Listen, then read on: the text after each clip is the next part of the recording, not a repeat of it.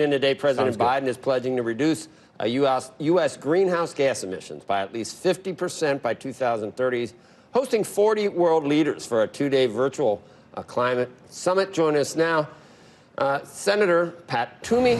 He's the lead Republican of the Senate Banking Committee. We'll get to that in a second. It's Earth Day.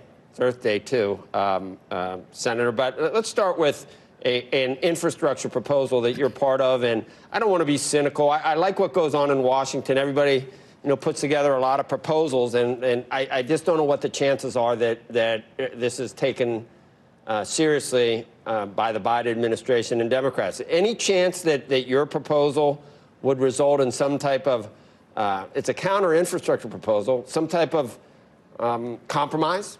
Are you optimistic that could happen, and how big is it? We'll be unveiling this later today, Joe. I think the important distinction, and the reason I think there is some chance of this prompting the negotiations that would lead to a compromise, the reason is that ours is actually infrastructure. And the American people actually do support increasing our already substantial investment in what they understand to be infrastructure. To me, that is the things that we use in common to move people and products and things and services in our economy. So it's roads and bridges and airports and ports and waterways. And it's a serious proposal.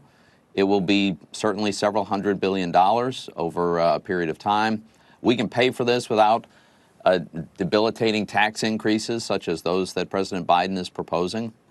And the American people support actual infrastructure.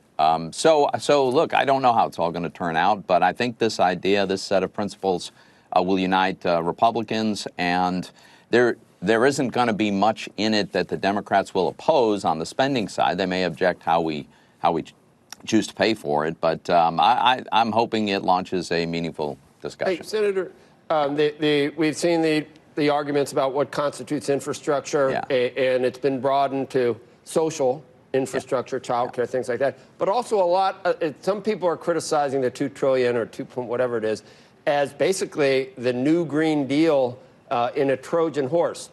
Do you consider EV investment, green subsidies, do you consider that not infrastructure as well, climate change infrastructure? Does that count, or would you say that shouldn't be part of the infrastructure deal? I think that really should be a separate conversation. I think that is not what we understand infrastructure to be. I mean, we've invested heavily in the highway system, but the federal government didn't pay for gas stations. We didn't pay for the automobiles on the road. So, we can have a discussion about what we ought to do to further reduce the CO2 emissions, which, as you know, have come down very dramatically because of natural gas, actually. We can have that conversation, but there are costs to that. The Biden administration, I wish they would acknowledge truthfully that switching to a more expensive source for energy actually has a cost. Yeah, and it's I don't know. It's going to take some time, Senator. You are going to send a letter, I think. You already did, to John Kerry. I did, yes.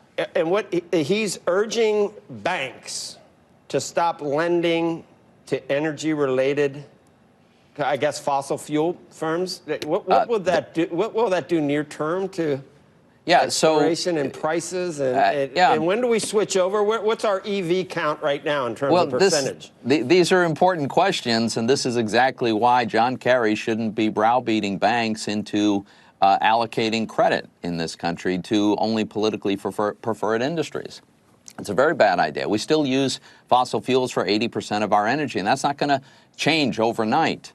And the idea that the administration is going around without any statutory authority to do this and apparently twisting arms at banks, which is very reminiscent, as you may recall, of Operation Choke Point during the Obama administration. But this is no way to enact major changes in policy to intimidate banks into not providing credit to disfavored industries. So, yes, so it was not just me. It was all of my Republican colleagues on the Banking Committee signed this letter to John Kerry. And I hope the president doesn't go down this road either, with executive orders that would have a similar effect. We need to have a debate in this country about how much of a cost we want to bear to further reduce CO2 emissions, and we ought to be asking, well, how much will it reduce those emissions? How constructive and important is that? What are the costs and what are the benefits? We shouldn't be browbeating banks into not lending to certain companies. There are different calculations on cuts and what it would mean to, temperature increases that are forecast, and that by definition, those are tough to do anyway, 10, 20, 30 years in advance.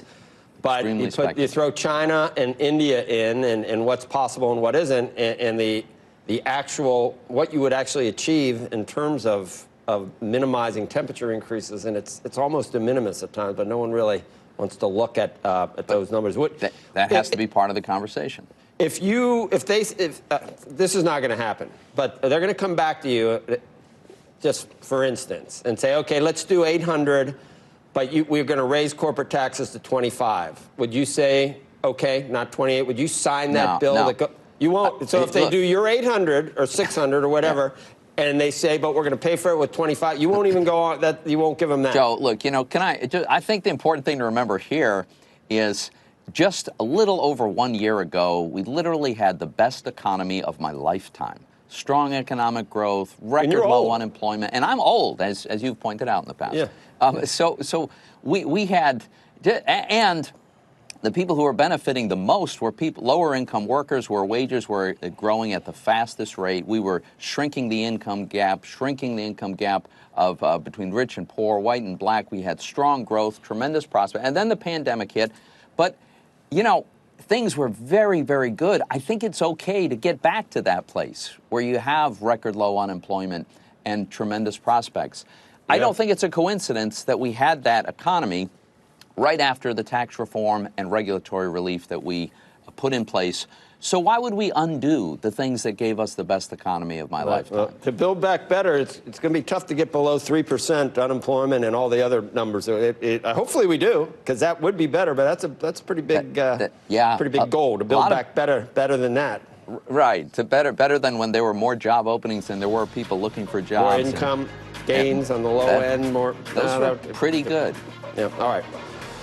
All that's in dispute. Everybody's got their own narrative about what actually happened, Senator. I don't really believe anything anymore about anything. Because those are facts about what happened. You can argue about the causes. No. Yeah. There are no real truths. There's truths from the left and there's truths from the right. And I think we know the truth. Okay. Thank you, Senator. Thanks for having me. Okay, you're welcome, Andrew.